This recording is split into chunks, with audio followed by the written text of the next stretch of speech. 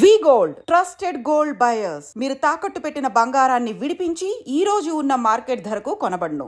అసలు ఈ వార్త చెప్పాలంటే కూడా ఇట్లాంటి ఎన్ని వార్తలు వస్తున్నాయి అంటే, ఎన్ని విజువల్స్ వస్తున్నాయి అంటే, అసలు ఏజ్ ఏంటి అనేది సంబంధం లేకుండా ఎంతోమంది అసలు వాళ్ళకు తెలియకుండానే ప్రాణాలు పోతున్నాయి. హార్ట్ అటాక్స్, దీని గురించి ఎంత మాట్లాడుకున్నా తక్కువే. ఎంతమంది డాక్టర్స్ని అడిగి ఎన్నిసార్లు అడిగినా ఈ టాపిక్ మీద వాళ్ళు చెప్పేది డిఫరెంట్గా ఉంటుంది. అంటే రీజన్స్ ఏమన్నా కావచ్చు. ఆఫ్టర్ కోవిడ్ తర్వాత ఈ కేసెస్ బాగా పెరిగిపోయినాయి. అసలు ఏజ్ లిమిట్ లేకుండానే చాలామంది చనిపోతున్నారు. అసలు చిన్న పిల్లల నుంచి పెద్దవాళ్ళ వరకు అసలు వీళ్ళకి వస్తుంది వీళ్ళకి రాదు అనేది ఏమీ లేదనమాట. ఎనీ టైం ఇట్లున్నామా ఇట్లా నిల్చున్నామా ఎప్పుడు పోతామో కూడా తెలియనటువంటి పరిస్థితుల్లో మనం బతుకుతున్నాం ఆఫ్టర్ కోవిడ్ తర్వాత. ఇది నిజం. ఇది చాలామంది కూడా చెప్పినటువంటి విషయాలే. కామన్ జనాలు కూడా మాట్లాడుకుంటున్న విషయాలు కూడా ఇవే. గతంలో మనకు తెలుసు ఇట్లాంటి హార్ట్ అటాక్ కేసెస్ ఎప్పుడైతే పెరిగిపోయినాయో అప్పటి నుంచి కూడా ఖచ్చితంగా సిపిఆర్ చేయడం రావాలి. అంటే ఎవరైనా ఇప్పుడు ఈ అమ్మాయి పాపం డ్యాన్స్ చేస్తూ చనిపోయింది, కానీ ఎవరైనా సిపిఆర్ చేసే ప్రయత్నం చేసిండ్రా లేదా తెలీదు. బట్ ఇట్లాంటి ఇన్సిడెంట్స్ ఎప్పుడైతే జరుగుతాయో జరగగానే సిపిఆర్ చెయ్యండి. సిపిఆర్ ప్రతి మనిషి నేర్చుకోవాల్సిందే. ప్రాణాలు, మన ప్రాణాలే కాదు ఎదుటోళ్ళ ప్రాణాలు కూడా మనం కాపాడగలుగుతాం. ఇది మినిమం అంటూ అవగాహన కార్యక్రమాలు కూడా ప్రభుత్వాలు చాలానే చేసిన పరిస్థితి. మన తెలంగాణలో కూడా సిపిఆర్ నేర్చుకోండి, సిపిఆర్కి సంబంధించిన అవగాహన కార్యక్రమాలు కూడా చాలా వరకే జరిగాయి. అండ్ చాలా ఇన్సిడెంట్స్లో మనం చూసాం. మొన్న అల్లు అర్జున్ ఆ స్టాంపింగ్ సంధ్యా థియేటర్ దగ్గర కూడా ఆ బాబు ఎవరైతే శ్రీతేజ్ ఆయన ఎప్పుడైతే కుప్పకూలిండో, ఊపిరాడక కుప్పకూలిండో అప్పుడు సిపిఆర్ చేసే ప్రయత్నం కూడా చేసింది ఒక లేడీ కానిస్టేబుల్. ఈవెన్ వాళ్ళ అమ్మ ఎప్పుడైతే చనిపోయిందో ఆమెకు కూడా సిపిఆర్ చేసే ప్రయత్నం చేసిండ్రు.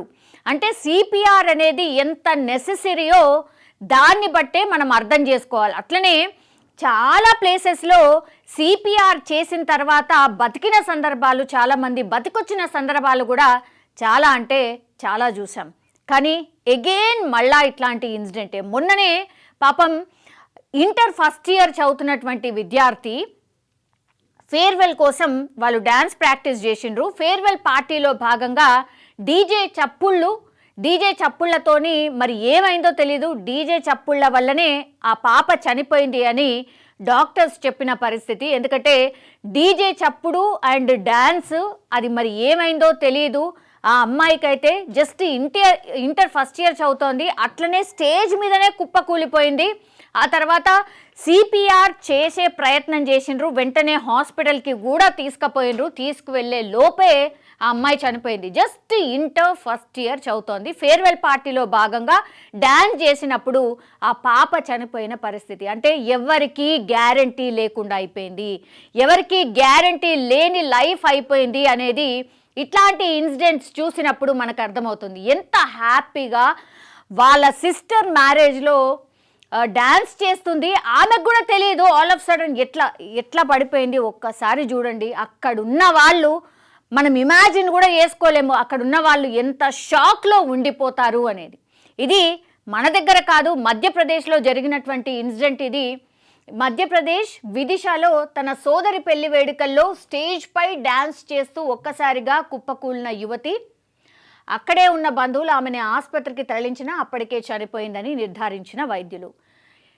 ఈమె పాపం సోదరి మ్యారేజ్లో డ్యాన్స్ చేస్తూ చనిపోయింది కుప్పకూలి. ద సేమ్ ఇన్సిడెంట్ అనమాట. నేను ఇంతకుముందు చెప్పినట్టుగా సేమ్ ఆ ఫేర్వెల్ పార్టీలో కూడా ఇట్లనే. అంటే మరి నిజంగానే ఆ డీజే చప్పుళ్ళకు కానీ ఆ పెద్ద సౌండ్స్కి కానీ మన హార్ట్ తట్టుకోలేకపోతుందా అనేది కూడా ఒక పెద్ద క్వశ్చన్ రైజ్ అవుతోంది ఇప్పుడు. ఆ పెద్ద సౌండ్స్కి మన దగ్గర కూడా మనం చూసాం, డీజేని నిషేధించింది రాష్ట్ర సర్కార్. అండ్ ఈవెన్ అప్పుడైతే 1-2 వరకు కూడా నడిచేది డీజే. చాలా మందికి చుట్టుపక్కల వాళ్ళకి డిస్టర్బెన్స్ ఉండేది.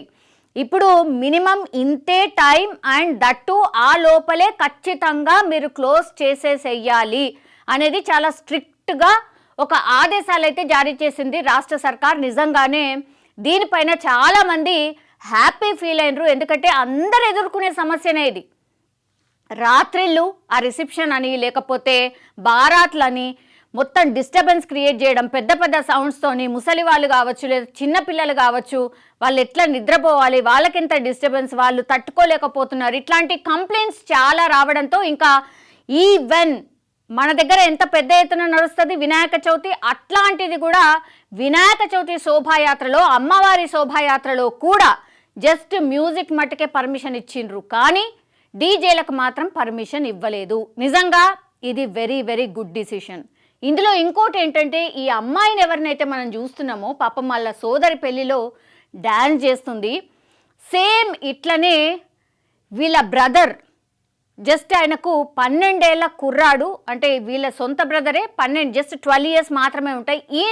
ఆయన కూడా ఇట్లనే ఈమెలాగానే హార్ట్ అటాక్ వచ్చి చనిపోయాడు. సో ఒకే కుటుంబంలో ఇద్దరు సేమ్ ఇదే విధంగా చనిపోవడంతో ఒక్కసారి మీరు ఊహించుకోండి వాళ్ళ తల్లిదండ్రుల పరిస్థితి ఏంటి అనేది. ఈమెకి ఎంత ఉంటాయి, దగ్గర దగ్గర నాకు తెలిసి ఒక 22 to 25 మధ్యలో ఉంటుందేమో. వీళ్ళ బ్రదర్కి కేవలం 12 ఏళ్ళే. అంటే ఆ ఇన్సిడెంట్ చూసే పెరిగింది, ఆ ఇన్సిడెంట్ని మొత్తం చూసుకుంటేనే పెరిగింది ఈ అమ్మాయి. అట్లాంటిది వాళ్ళ బ్రదర్ చనిపోయిండు, ఇప్పుడు ఆమె కూడా చనిపోయింది. ఒకే కుటుంబంలో ఇద్దరిని, బ్రదర్ అండ్ సిస్టర్, వాళ్ళిద్దరిని పిల్లల్ని కోల్పోయిన తల్లిదండ్రుల పరిస్థితి ఒక్కసారి ఊహించుకోండి. ఏం పెళ్ళి వేడుకుంటుందిగా, ఏం సంబరం ఉంటుంది, ఏం సంతోషం ఉంటుంది. ఇట్లాంటి ఇన్సిడెంట్ చూసిన వాళ్ళు ఎవరైనా సరే ఇదే మాట్లాడుతున్నారు. పాపం వాళ్ళ ఫ్యామిలీ అయితే కోలుకోలేని పరిస్థితుల్లో ఉంది అనడానికి ఆర్ చెప్పడానికి ఎట్లాంటి సందేహం లేదు. కానీ ఈ ఇన్సిడెంట్స్ మీద ఎంత మాట్లాడుకున్నా తక్కువే, ఆర్ ఎన్నిసార్లు చెప్పినా తక్కువ అవుతోంది అనుకోవచ్చు. ఎందుకంటే ఈ ఇన్సిడెంట్స్ మళ్ళీ మళ్ళీ మళ్ళీ మళ్ళీ ఏదో ఒక చోట, ఎక్కడో చోట మనకు ఈ వార్తలు వస్తూనే ఉన్నాయి. దీనికి ఎట్లా ఫుల్ స్టాప్ పెట్టాలో మరి. ఈ మధ్యకాలంలో మనకు తెలుసు, డాక్టర్స్ కూడా అదే చెప్తున్నారు, హెల్త్ కాన్షియస్గా ఖచ్చితంగా ఉండాల్సిందే. మినిమం ఏదైతే ఉంటుందో హెల్త్కి సంబంధించిన మినిమం ఆర్డర్ ఏదైతే ఉంటుందో దాన్ని ఖచ్చితంగా ఫాలో అవ్వండి. కొద్దిసేపు ఎక్సర్సైజ్ కావచ్చు, ఈ జంక్ ఫుడ్ని అవాయిడ్ చేయడం కావచ్చు, కొంచెం తొందరగా లేవడం కావచ్చు. రాత్రి పొద్దుపోయే వరకు కూడా చాలామంది యంగ్ పిల్లలు పడుకోవట్లేదు.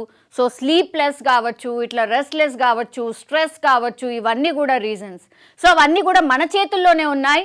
వాటిని కొంత కంట్రోల్ చేసుకొని మనది మనంగా ఉంటే మాత్రం నిజంగానే ఇట్లాంటి ఇన్సిడెంట్స్ కాకుండా కొంతవరకైనా ఆపగలుగుతాం. అండ్ ఇంకోటి ఏంటంటే, డీజే చప్పుల్లో ఆర్ ఇట్లాంటి పెద్ద పెద్ద సౌండ్స్ని కూడా అవాయిడ్ చేస్తే చాలా చాలా మంచిది.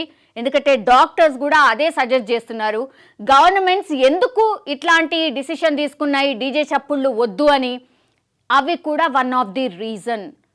ఇట్లా all of sudden heart failure cases ఎక్కువగా ఎందుకు వస్తున్నాయి అని అంటే, ఇట్లాంటి పెద్ద పెద్ద సౌండ్స్ వల్ల హార్ట్ మీద చాలా అంటే చాలా ఎఫెక్ట్ చూపించి ఆ తర్వాత ఇట్లాంటి ఇన్సిడెంట్స్ చోటు చేసుకుంటున్నాయి అని తెలిసింది. కాబట్టి గవర్నమెంట్స్ కూడా కొంత స్ట్రిక్ట్గా వీటిని ఫాలో అవుతున్న పరిస్థితి అయితే కనిపిస్తుంది. నిజంగానే మనం కూడా అంటే గవర్నమెంట్స్ ఎందుకు డిసిషన్ తీసుకున్నాయి అని ఎదురు ప్రశ్నించడం కాకుండా, కరెక్టే కదా అని మనకిచ్చి మనమే కొంత కంట్రోల్డ్గా ఎంజాయ్ చేయొచ్చు. బట్ అంతంత పెద్ద సౌండ్స్లో కాదు, డీజే సౌండ్స్లో కాదు, కొంత మినిమంగా మన ఎంజాయ్మెంట్ చూసుకుంటూ అట్లాగే మనం కేర్ఫుల్గా ఉండాలి అనే దానికి ఎగ్జాంపుల్స్ కూడా ఇట్లాంటి ఇన్సిడెంట్స్. కానీ నిజంగానే చాలా చాలా బాధాకరమైనటువంటి విషయం.